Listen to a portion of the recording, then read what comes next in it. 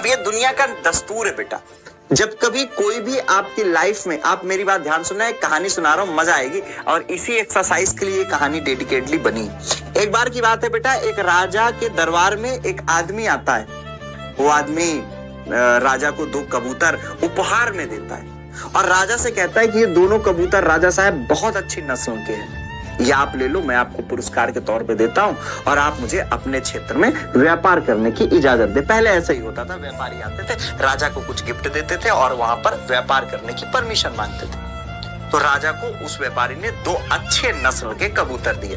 राजा ने वो दोनों कबूतर अपने यहाँ जो भी सैनिक थे उनको दिए, कहा कि इसकी अच्छी देखरेख करो और इसका पालन पोषण करो। कुछ समय की बात है, एक दिन राजा अपनी छत पे टहल रहे थे रानी के साथ। राजा ने देखा एक कबूतर बहुत बढ़िया उड़ान भर रहा था, बढ़िया गोते खा रहा था, टी टी टी मजे से उड़ रहा था। लेकिन दूसरा कबूतर राजा को दिखाई नहीं दिया। राजा को चिंता हुई। राजा दौड़ते हुए नीचे गया और राजा ने जाके पूछा कि दूसरा कबूतर कहाँ गया। तो जो कबूतर की देखरेख कर रहा था उसने कहा कि दूसरा कबूतर राजा साहब वो डाल पे बैठा है। राजा ने कहा ये क्यों नहीं उड़ रहा है। उसने कहा राजा साहब हमने इसको उड़ाने की बहुत सारी कोशिश की लेकिन ये उड़ा नहीं। राजा ने कहा ऐसा क्यों। क्या पता नहीं, ये उड़ता ही नहीं, थोड़ी दूर उड़ता है फिर डाल में बैठ जाता है, ये उड़ ही नहीं रहा है, बल्कि वो तो बहुत अच्छा ऐसे उड़ रहा है। राजा ने कहा चलो ठीक है। राजा ने एक अनाउंसमेंट किया, उन्होंने कहा जो इस कबूतर को उड़ा लेगा उसको मैं ढेर सारा पुरस्कार दूंगा। ये बात फैल गई बेटा, काफी लोग आए, 10 20 50 100 लोग आए, लेकिन उस कबूतर को उड़ा नहीं पाए। जब बेटा वो उस कबूतर को उड़ा नहीं पाए तो अंततः सब थक हार गए। एक दिन राजा ने देखा कि वो कबूतर आसमान में उड़ रहा था, दोनों कबूतर ऐसे उड़ रहे थे। राजा ने देखा ओह माय गॉड, ये दोनों कबूतर उड़ रहे।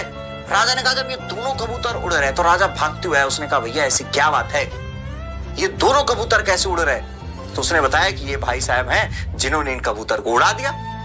अच्छा, तो उसको बुलाया गया जो कबूतर उड़ रहा था। तो जैसे ही वो आया बेटा उससे पूछा ऐसा क्यों किया। अब ये लाइन आपके लिए जरूरी है। उन्होंने कहा कि ये कबूतर कैसे उड़ा। तो उसने कहा राजा साहब मैंने देखा ये कबूतर इसी डाल पे बार बार बैठ जा रहा था तो मैंने वो डाल ही काटा। अब वो डाल नहीं है तो बैठेगा कहाँ, तो उसकी मजबूरी है उड़ना। बेटा आपके जीवन में जो भी डाल रूपी चीजें हैं जो आपको रोक रहे हैं, जो आपको आगे नहीं बढ़ने दे रहे, आई रिक्वेस्ट कि आप उसको काट दो। ज्यादा सोते हो काट दो, सोना कम कर दो। ज्यादा दोस्तों से बात करते हो, समय बर्बाद करते हो, उसको हटा दो। आई रिक्वेस्ट यू ऑल, ठीक है। वैसे ही बेटा